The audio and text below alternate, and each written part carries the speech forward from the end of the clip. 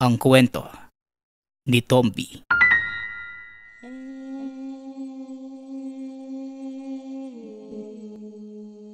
Ang kwentong ito ay hango sa totoong buhay.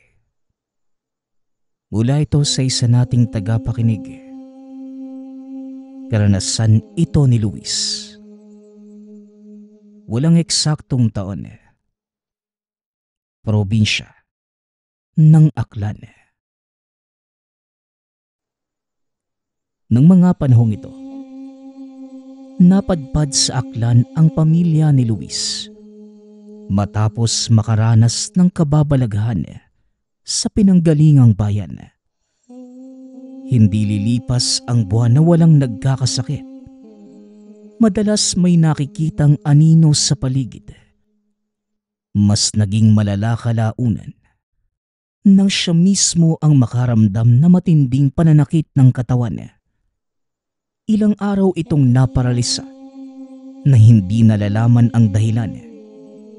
Pinagamot at ang sabi ng albularyong tumingin, tinamaan siya ng tigalpo. Naging maayos naman ang pamumuhay sa bagong nilipatan. Kahit hirap sa aspetong pinansyal, may nakakain naman dahil merong maliit na lupaing sinasaka. Kaso nga lang, kulang ang salapi para sa ibang gastusin. Pahinto-hinto sa trabaho si Luis, na isa lamang construction worker. Natapos ang kontrata noong nakaraang linggo, kaya eto siya ngayon. Naghahanap muli ng mapapasukan. Sa ilalim ng tirik na araw, binaybay ni Luis ang kahabaan ng daan. Sa kalagitnaan, natanaw ang grupo ng kabataang binabato ang isang matanda. Kilala niya ang mga ito. Mga siga-sigaan sa lugar. Dali-dali itong lumapit. Sinita para tigilan ang pananakit sa matanda. Kahit ang kapalit, manakaw ang dalang supot na naglalaman ng kaunting pasalubong para sa pamilya. Binaliwala na lamang dahil para sa kanya, mas importante ang kaligtasan ng tao. Ayos lang po ba kayo, Manong? Pagpasensyahan mo na yung mga batang yun, ha? Pabaya yung mga magulang eh. Nasa pagsusugal ang pagmumuka kaya hindi naturuan ng magandang asal ang mga anak. May panyo po ko rito. Pamunas po sa nagdurugo niyong muka. Wika ni Luis. Napatitig ito sa kanya. Sa halip na tanggapin ng panyo, nagtanong pa ito. Bakit mo ko tinulungan? Kilala mo ba kung sino ako? Baka magsisi ka, bata. Tugon ng matanda. Tatang, kailangan po bang kilalanin muna yung tao bago tulungan? Tsaka, para po sa akin, wala naman pong masama sa pagtulong sa kapwa eh. Basta bukal sa kalooban. Muling wika ni Luis. Sa sagot nito, tinanggap na matanda ang panyo. Dahan-dahang ipinahid sa dugo ng sugatang noo. Dinala sa kalapit na tindahan upang mabigyan ng makakain at maiinom. Hindi nagkaroon ng pagkakataon na pag-usapan ang mga bagay-bagay dahil masyado itong tahimik. Pagkatapos mabusog, walang lingon na naglakad papalayo. Napakamot na lamang ng ulo si Luis sa inasta ng matanda. Subalit hindi ito nagdamdam. Inisip na baka meron lamang itong pinagdaraanan. Pagkarating sa tahanan, naabutan ang asawang karga ang hindi matahimik na anak. Ayon dito, ilang oras na itong umiiyak. Tumatahan saglit, ngunit hahagulgol na naman.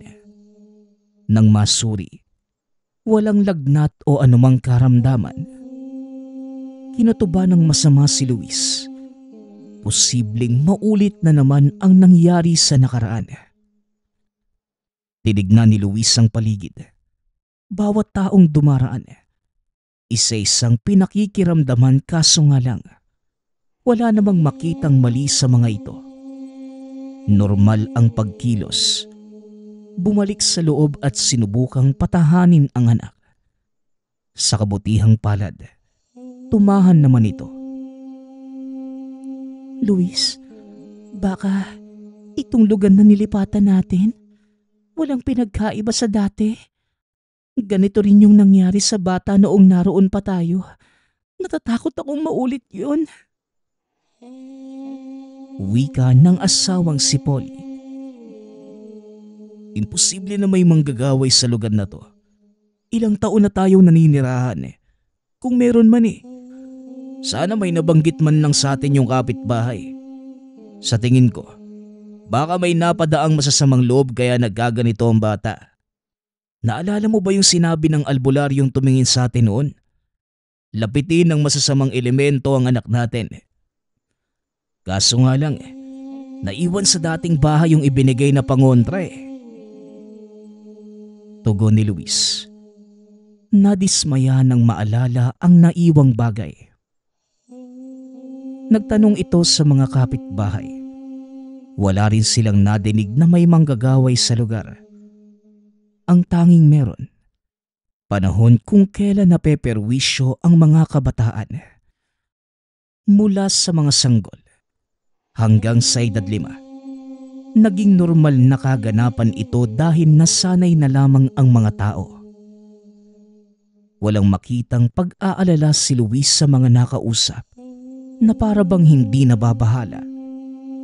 Gayunpaman, sinubukan maging positibo. Pinaniwala ang sarili na normal lamang itong nangyayari sa mga kabataan. Pagsapit ng panibagong araw, muling naglakbay sa bayan upang maghanap na mapapasukan. Sakto namang naghahanap ng karagdagang kargador sa bodega ng bigas. Habang nagtatrabaho, nadinig niya ang usap-usapan ng mga kasamahan. Hindi lamang siya ang tatay na nag-aalala sa kalagayan ng anak. Dahil maging sila, ganun din biglaan ang pag-iyak ng mga anak na para bang sinasaktan. Nang hindi na makatiis, dali-daling nagtanong si Luis sa kanila. Pare, pasensya na kung makikisaw-saw ako sa usapan niyo. Akala ko kasi anak ko lang yung nagkakaganyan, inyo rin pala. Ano sa tingin niyo yung nangyayari? Pare, di ako sigurado pero minsan na rin nababalita yung tungkol sa manggagaway. Di ganun kausap-usapan pero baka sila yung may gawa. Nako, kinikilabutan ako sa tuwing babanggitin. May pagkakataon kasi na nalalamang pinag-uusapan sila. Mga biyasa sa iba't ibang pamamaraan Tugon ng katrabaho. Natawagin na lang natin sa pangalang Samuel. Napatanda pa ng krus pagkatapos sabihin ang salitang manggagaway. Meron din pala sa lugar na to, no? Sa pinanggalingan kong probinsya, madami. Yun nga yung dahilan kung bakit kami lumipat dito Wika ni Luis. Malas mo naman pare. Akalain mo yun? Meron din dito sa nilipatan nyo. Pare, kung ako sa'yo, magdasal na lang talaga tayo. Mahirap kontrahin yung mga yan kahit hamunin mo pa ng bakbakan. Paano ba naman? Sa pamamagitan ng salita na idinadaan sa hangin ng atake, sinong makakailag doon? Tugon ni Samuel. Napabuntong hininga na lamang si Luis. Hindi rin maiwasan nang malamang lumipat lamang ulit sa lugar kung saan merong manggagaway. Pagsapit ng hapon, dumiretso na ito sa pag-uwi. Laking pasasalamat nang malamang bumuti ang kalagayan ng bata. Hindi na muna binanggit sa asawa ang napag-usapan sa trabaho. Ayaw niyang magkasakit ito sa pag-aalala, kagaya dati. Lihim itong naghahanap ng paraan. Ang plano, lumipat sa mas ligtas na lugar. Subalit ngayon sisiguraduhing tuluyang malalayo sa anumang kapahamakan. Paglipas ng mga araw, natapos ang pagtatrabaho sa bodega ng bigas.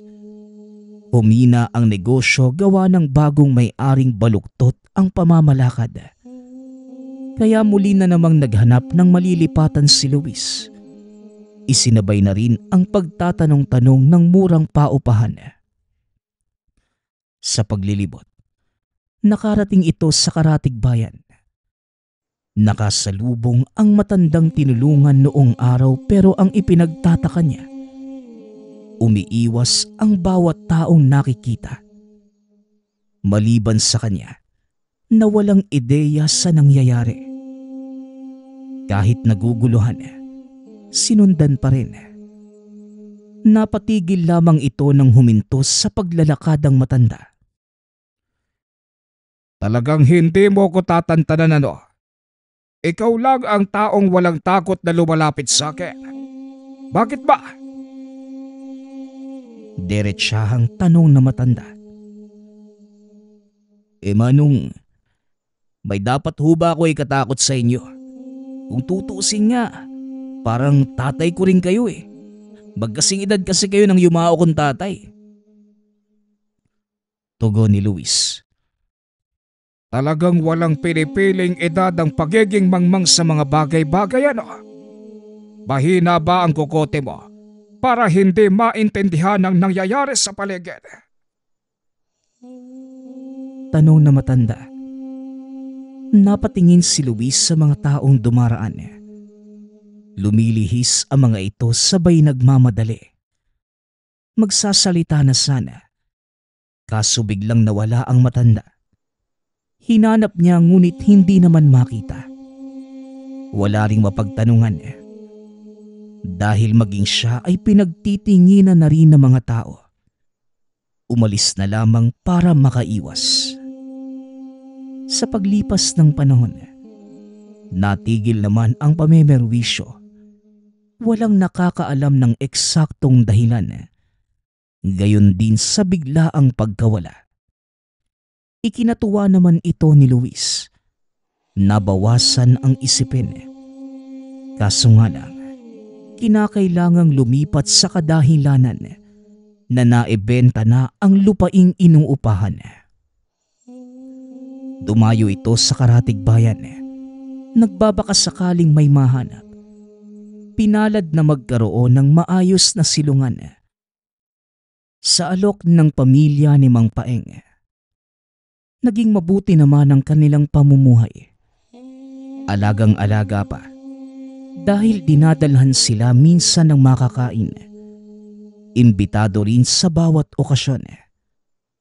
Sa katunayan, nasa baluarte ng kaanak ni Mang Paeng ang pamilya ni Luis. Iilang bahay lamang ang meron sa lugar.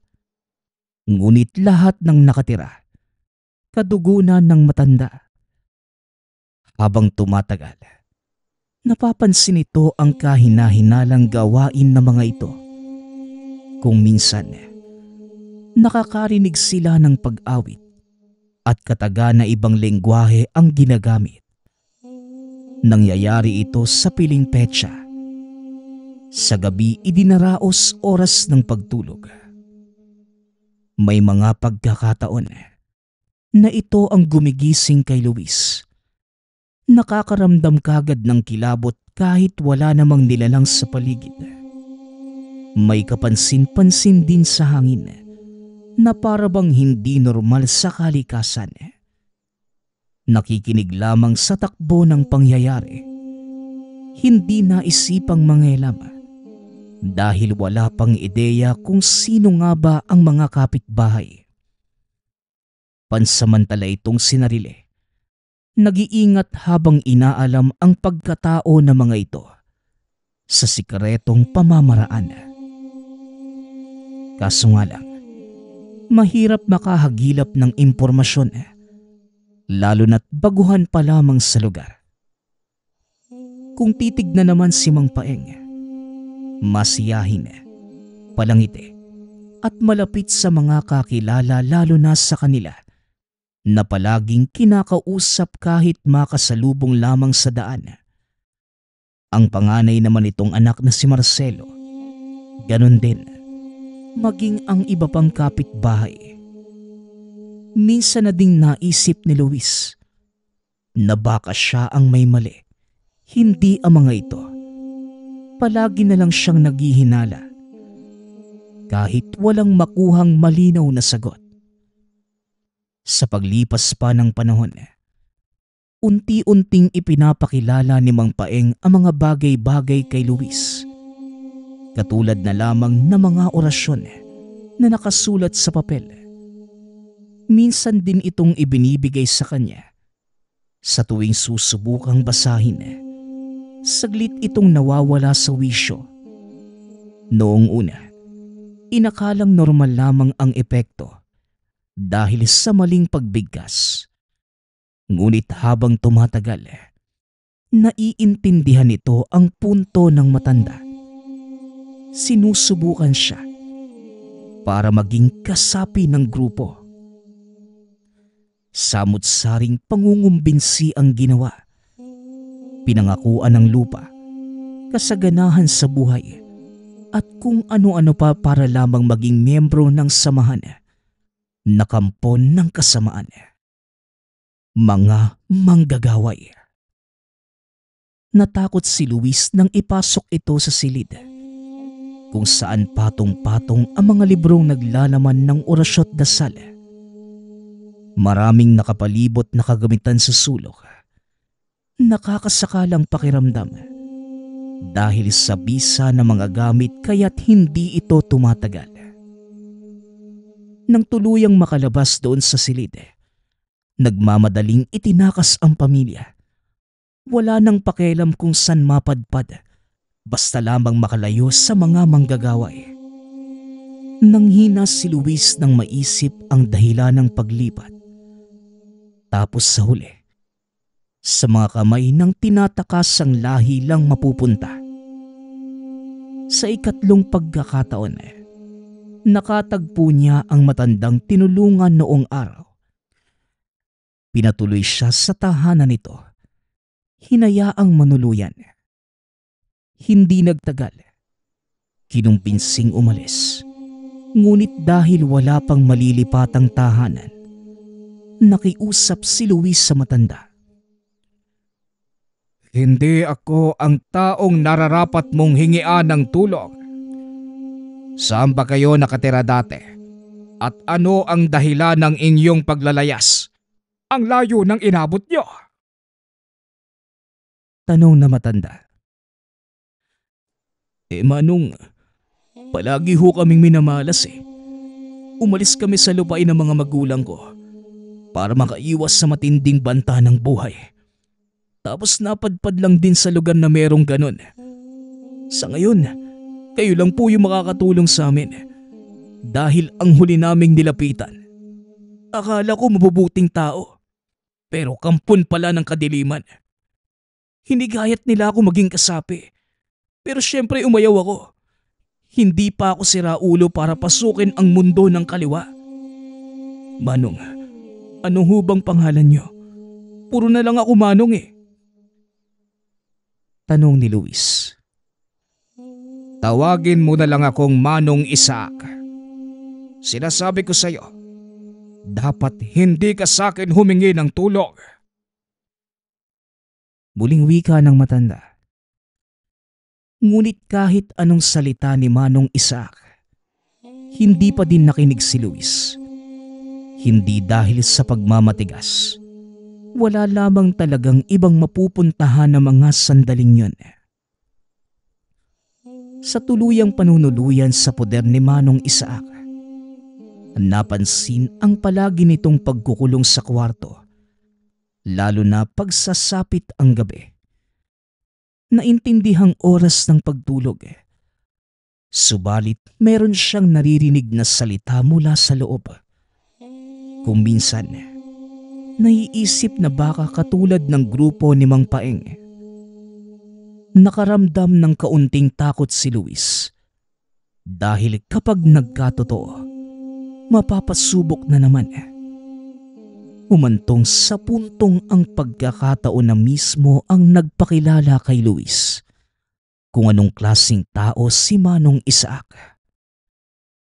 Nang magising sa kalagitnaan ng gabi, saktong nadinig ang bulong-bulungan mula sa silid ng matanda. Naglakas loob na sumilip. Nagulat nang makita ang mga kagamitan. Katulad ito sa mga nakita sa tahanan ni Mang Paeng. Pareho ang marka ng mga librong nasa estante. Ngunit ang ipinagkaiba nga lang, ang medalyong kasalukuyang dinadasalan. Sa kabila nito, hindi natakot ang naramdaman ni Luis. Napuno ito ng pagtataka. Maingat siyang lumayo upang hindi makaistorbo. Kinabukasan, kusa na itong nagtanong sa matanda. Manong Isaac, pasensya po pero nakita ko mismo yung ginagawa niyo kagabi. Ilang beses ko na kasing napapansin eh. Kaya hindi ko maiwasang mapasili para masagot ang kuryosidad. Manong, isa ka po bang manggagaway? Tanong ni Luis. Nagulat ang matanda sa naging tanong nito. Gayunpaman, pinanatili pa rin itong maging kalmado. Siguro, naiintindihan mo na kung bakit palagi kong sinasabi sa'yo na hindi ako ang dapat hinihingian mo ng tulong. Wika ni Manong Isaac. Pero meron ho ko nakitang medalyon. Ibig sabihin lang, alagad pa rin kayo ng kabutihan. Tama po ba ako? Ikaw ang bahala kung ano ang gusto mong isipin. Siya nga pala, aalis ako dahil may sasadyain sa kabilang lugar. Huwag kang mag-alala. Kahit wala ko, walang makakalapit na kasamaan sa inyo. Basta hindi pakikelaman ng kwarto ko. Wika ni Manong Isaac. Nang ang pamilya na lamang ni Luis ang naiwan, hindi pa rin nagpakampante kahit sinasabing protektado. Nitong nakaraang araw ay napansin ang kasapi ng grupo ni Mang Paeng sa malapit. Merong hinahanap. Hindi man sigurado kung sila ba, ngunit minabuting maging handa sa posibilidad. Ipinagliban ang paglabas. Kaso nga lang, nakakalusot kung minsan ang kasamaan. Malalakas na katok sa pinto ang pumukaw sa atensyon ni Luis. Dali-daling binuksan sa pag-aakalang si Manong Isaac, kaso si Mang Paeng mismo ang bumungad. Nagulat din ito sa pagkakita sa kanya. Tignan mo nga naman. Nandito lang pala ang hinahanap natin. Hulihin niyo ito. Pati ang asawa at anak niya. Wika ni Mang Paeng. Nanlaban si Luis ngunit walang naging panama sa lakas ng mga kalalakihan. Pasimpleng dinampot ang isang taong gulang na anak, maging ang asawa. Kinaladkad din siya ng mga ito at ibinalik sa tahanan ni Mang Paeng. Iginapos sa bangko habang pinarurusahan sa bawat maling sagot. Isang tanong, isang sagot. May pinagsabihan ka ba sa aming sikreto? Nilusob kami ng mga antingero. Marami sa amin ang nawala. Kaya ngayon umamin ka. Nagsumbong ka ba? Ikaw at ang asawa mo lang ang nakakaalam ng tungkol sa amin. Tanong ni Mang Paeng. Hindi. Wala akong pinagsabihan. Ipakialam ko ba sa inyo? Umalis kami para makatakas sa kasamaan. Hindi para ipagkalat kung anong klase ng tao kayo. Tugon ni Luis. Ngunit malakas na sapak ang dumapo sa mukha nito. Pagkatapos, dali-daling inilapit ang mukha sa tenga. Binulungan ng mga kataga, dahilan para tuluyang mawala ang kamalayan. Nagising bandang hating gabi. Muli na namang narinig ang sabayang pagbigkas ng mga salita sa grupo ng mga kalalakihan. Habang tumatagal sa pakikinig, unti-unting nahilo si Luis. Gayon din ang asawa. Nag-aalala ang dalawa sa kapakanan ng anak. Wala silang ideya kung nasan ito. Sa kabila ng nararamdaman, buong lakas na sumigaw para makuha ang atensyon ng samahan. Hindi naman ito nabigo. Dahil kagad lumapit si Mang Paeng. Muli na naman itong nakatanggap ng malutong na suntok sa mukha. Nasa kalagitnaan kami ng pagpapalakas ng kargada. Kaya huwag kang mag-ingay kung ayaw mong masakta ng higit pa rito.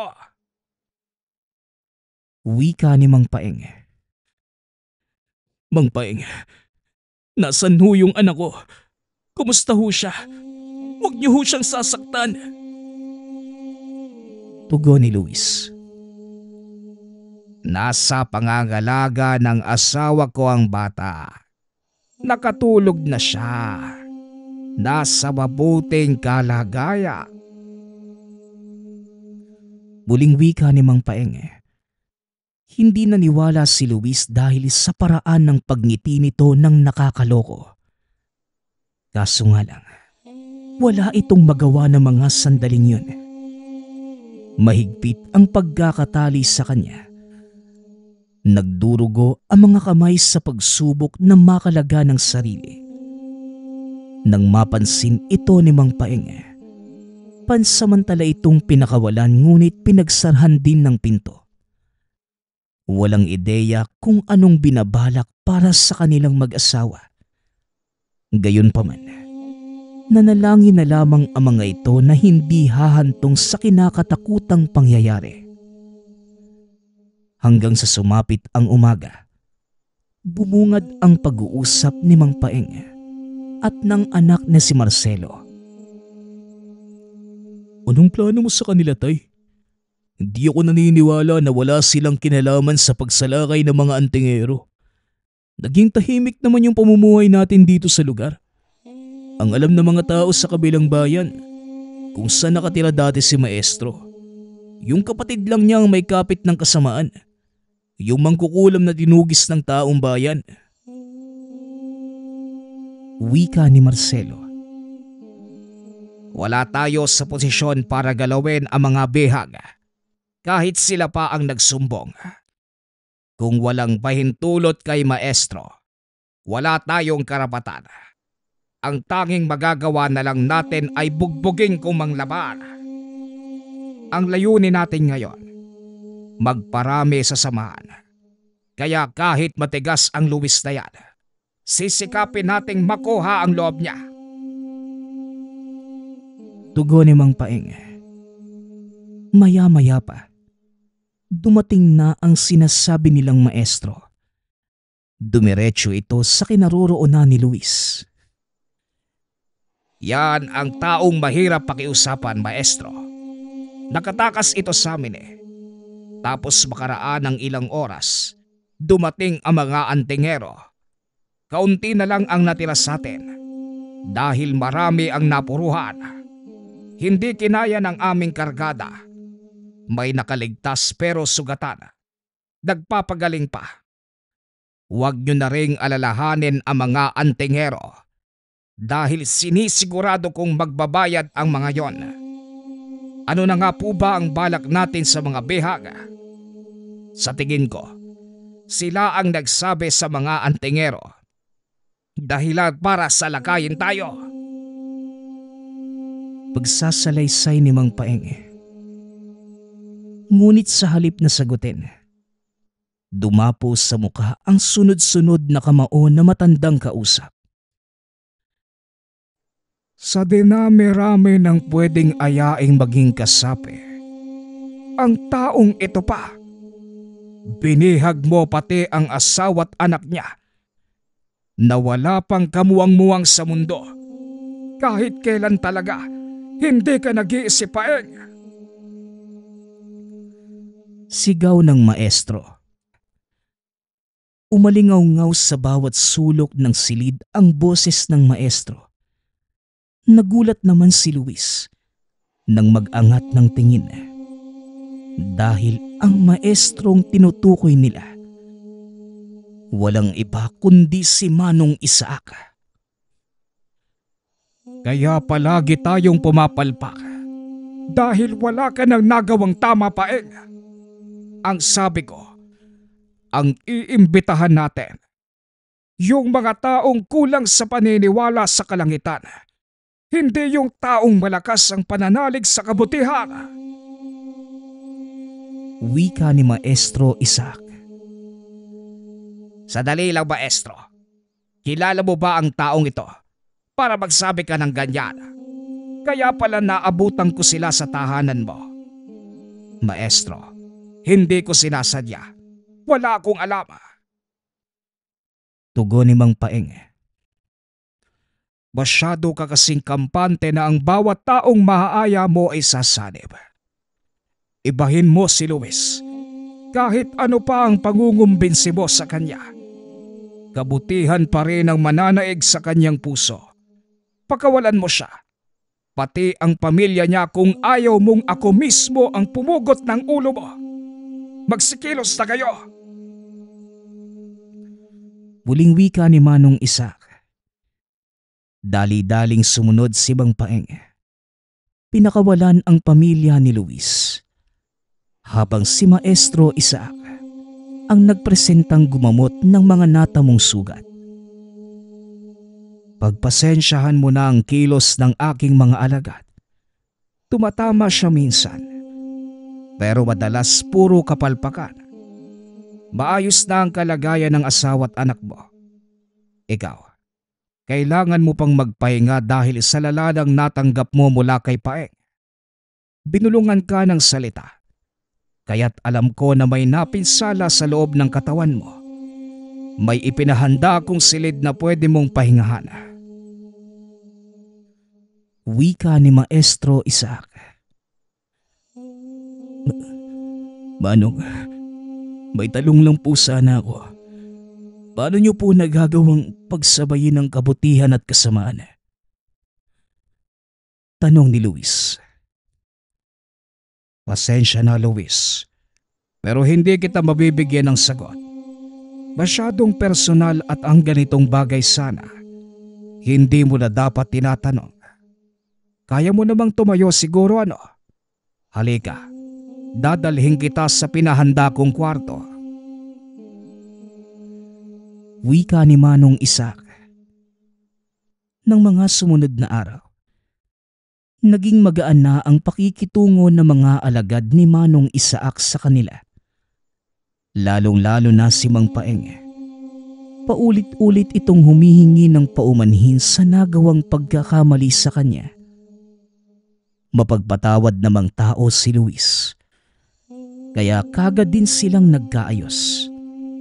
Nanatili pa sila sa baluarte ng mga manggagaway. Nasaksihan ang iilang gawaing mahirap intindihin. Madalas ang pagdarasal na ayon sa mga ito, pagkakarga sa mga gamit at pagpapalakas. Nagtitipon din sa piling araw at oras para sa isang ritual. Dito, wala nang ideya si Luis kung ano ang eksaktong ginagawa dahil sa tagong silid nangyayari. Bawal sila sa bahaging yun, kaya't hindi na lumalapit. Minabuti na lamang na sumunod upang manatiling ligtas ang pamilya. Hindi tiyak ang kaligtasan sa lugar, lalo pat may kapit ng kasamaan ang mga nakapaligid. Dumaan pa ang ilang mga araw. Pinayagan na silang makauwi. Si Manong Isaac pa mismo ang nagbigay abiso pagkatapos masuri ang kalagayan ni Luis. Dahil walang sapat na pera para makabili ng lupa't bahay, ibinigay ng matanda ang maliit na loteng pagmamay-ari sa karatig bayan. Doon sila nagsimula muli ng panibagong buhay. Ilang taon ang lumipas. Unti-unting nakakalimutan ni Luis ang pangyayari sa poder ng mga manggagaway. Abala ito sa pagtatrabaho at pag-aasikaso ng pamilya. Kaya nawala na ito sa isip. Kaso nga lang, nitong mga nakaraan, namataan sa bayan si Mang Paeng. Wala naman itong kasama.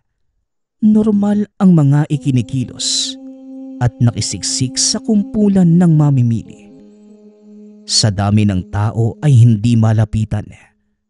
Magtatanong sana at mga ngamusta. Kaya napagpasyahan na babalikan na lamang kinabukasan. Ngunit hindi na ito mahagilap. Kasabay nito ang pagpapatuloy ng taong naligaw. Nagpakilala ang binata sa pangalang Anjo. Mas bata sa kanya ng 10 taon. Masyado ding nakakaantig ng damdamin ang kwento sa buhay. Kaya nakaramdam ng awa si Luis. Nakikita rito ang sitwasyon noong mga panahong palipat-lipat ng tirahan. Kaya binigay rito ang bakanting silid bilang tulugan. Naging mabuti ang pakikitungo nila sa isa't isa. Kung minsan tinatawag pang panganay na anak. Dahil umaakto rin itong bata. Tagaliw ng anak sa tuwing abala silang mag-asawa sa mahalagang gawain. Walang napansing kakaiba. Kaya naging kampante ang mag-asawa. Subalit hindi lahat ng inosenteng muka ay kabutihan ang alam. Dahil minsan, meron itong nakatagong panlilinlang. Tumagal lamang na mahigit 1 buwan si Anjo. Nagpaalam din pagdating ng araw dahil susubukang bumalik sa tunay na pamilya. Hindi naman ito pinigilan ni Luis. Hinatid pa niya ito sa sakayan. Ngunit pagsapit ng gabi, dito na nagsimulang magbago ang pakiramdam ng nag-iisang anak. Iyak ito ng iyak habang panay ang turo sa tiyan. Hindi nagtagal. Walang tigil ang pagsusuka. Purong laway lamang ang lumalabas sa bibig at may napakabahong amoy. Sa puntong ito, naalala ang sinabi ng albularyong nilapitan noong araw. Hindi nalalayong biktima na naman ng manggagaway. Nanghina ang bata. Kalaunan, nawala ng malay. Dinala ito sa kalapit na pagamutan. Pansamantalang naagapan ngunit hindi pa tuluyang magaling. Inilabas din ni Luis dahil hindi magagamot ng siyensya ang ganitong karamdaman. Naglakbay ito. Naghanap ng albularyo na kayang agapan ang kalagayan ng bata. Kaso nga lang, wala itong matagpo ang manggagamot sa lugar. Ang sabi ng napagtanungan, sa kabilang bayan pa na masyado ng malayo. Ilang oras pa ang bibilangin bago makarating. Gayunpaman, wala pa ring pagdadalawang isip na binaybay ni Luis ang kahabaan ng daan. Sa kabutihang palad, nakasalubong niya ang taong makakatulong sa sitwasyon. Walang iba, kundi si Manong Isaac. Isinalaysay ni Luis ang nangyari sa anak. Wala namang reklamong sumama ang matanda sa tahanan upang personal na masuri ang kalagayan. Ganun na lamang ang paghingang malalim nang makilala ang pamamaraan. Sa kabila nito, isinentabi na muna ang mga nalaman. Inuna ang kaligtasan ng bata. Dahan-dahang ipinatong ni Manong Isaac ang hinlalaking daliri sa noo ng bata. Gumuhit ng tanda ng krus. Pagkatapos, Nag-usal na mga kataga at muli na namang gumuhit ng krus sa noo. Inulit-ulit ang prosesong ito sa loob ng ilang segundo. Hindi dito nagtatapos. Humingi ito ng isang baso ng tubig kay Luis. Binasbasan at saka pinainom sa bata. Nang maglaon, unti-unti nang humupa ang kalagayan. Nakuha na nitong tumawa. Manong Isaac, ilang beses yun ang isinasalba ang buhay ng pamilya ko. Siguro, itinidhana po kayo para sa amin, oh. Biruin nyo, sa oras na nangangailangan ako ng tulong, kayo pa rin po yung nariyan. Hindi ko na alam kung paano kayo pasasalamatan eh. Wika ni Luis. Nagkataon lang ang lahat, iho. Hindi ako mapirming tao. Palaging naglalakbay sa kung saan. Kaya posibleng magkakasalubong tayo. Tsaka, ipagpasalamat mo na lamang sa kalangitan na kahit papano may naitulong ang katulad kong kampundi ng kasamaan. Tugon ni Manong Isaac. Hindi, Manong. Miyembro man po kayo ng grupong manggagaway. Hindi naman po maitatangking nangingibabaw pa rin yung kabutihan sa inyo.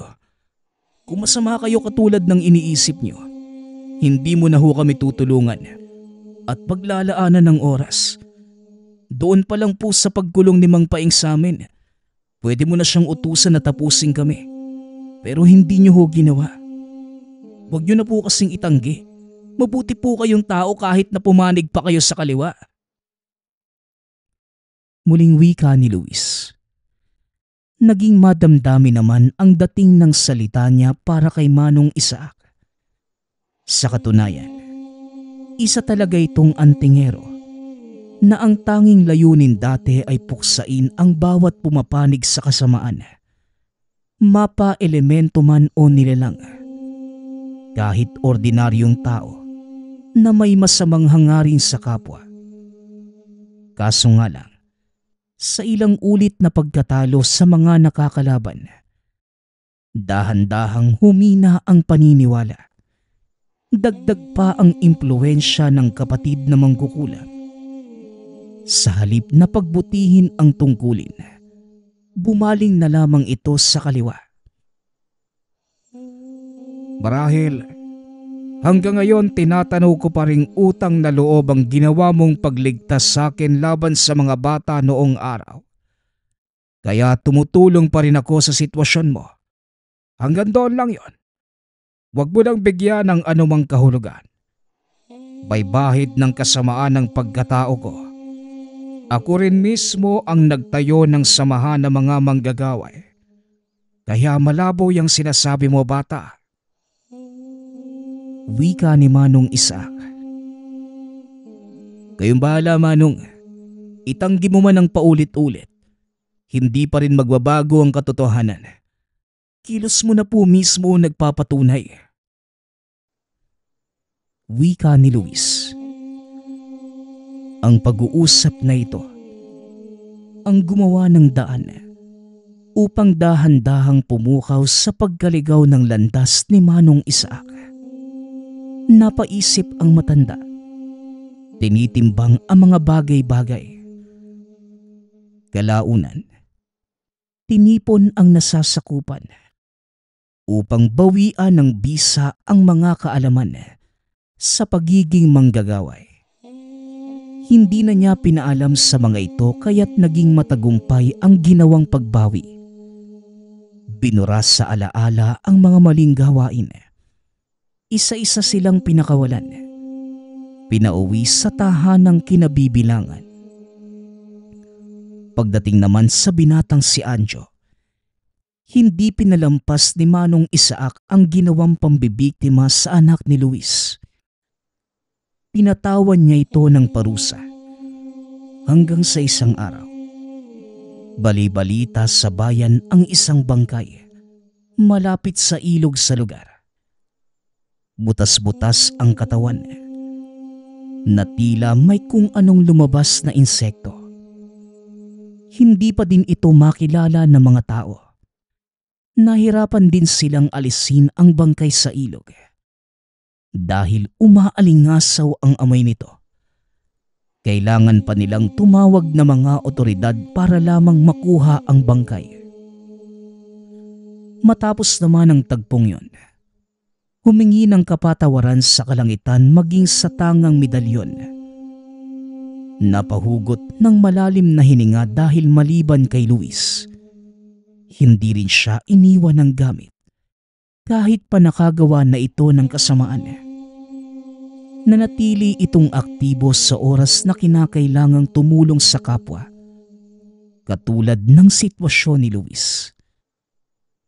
Binago ni Manong Isaac ang buhay. Nagbalik sa tungkuling unang pinagsilbihan. Kung noon ay naglalakbay kasama ang grupo sa mga lugar upang mambiktima, ngayon, nagsimula itong uli ng bagong buhay. Tinalikuran ang dating gawain at nagpalaganap ng kabutihan sa iba. Natuwa si Luis sa ibinahaging parte ng pagbabago ng matanda. Hindi niya inaasahan na ang simpleng pagtatagpo noong araw ang simula ng pagkagising nito sa panig ng kasamaan. At makalipas ang ilang buwan, hindi na nakita pa ni Luis si Manong Isaac. Ngunit hindi na ito nangangamba. Alam niya sa sarili, nagbago na ito at hindi na babalik sa dating gawain. Isinulat ni Luis ang kwentong ito para magbigay sa atin ng aral. Sigurado si Luis na kung anuman ang ginawa mo sa mundo, ito din ang babalik sa iyo. Magbigay ka ng kabutihan kahit kaninong tao. At syempre kabutihan din ang dadating at ibibigay ng iba sa atin. Ang isang angka na pilit iniilaga ng mga tao. Ito pa ang tumulong sa kanya upang magkaroon ng maayos na buhay. Ang angka ni Manong Isaac na puting manggagaway. Nagpapasalamat nga pala ako sa lahat ng sumusuporta sa ating channel. Nawa ay patuloy niyong suportahan at pakinggan ang ating mga kwento. Hanggang sa muling pakikinig. Paalam.